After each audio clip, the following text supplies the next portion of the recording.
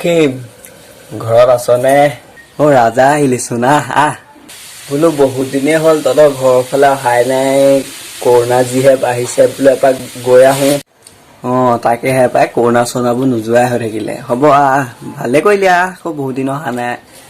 বহিয়া ইমান দিনৰ মূৰত আহিছোঁ, শিখৰ অকণকে খোৱা। তইতো অকল মোৰ পৰা খাবলেহে আহ, মই জানো ন।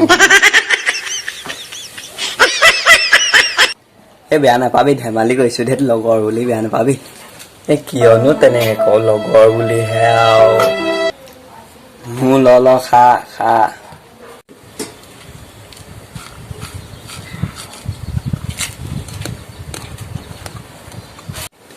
এয়াহে লগৰ, তোক সেইকাৰণেই ভাল লাগে। তই যে বেলেগৰ নিচিনা নহয়, সেইকাৰণেই ভাল লাগে তোক।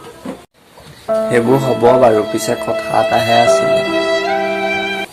ক কি কথা? একো নহয় ক।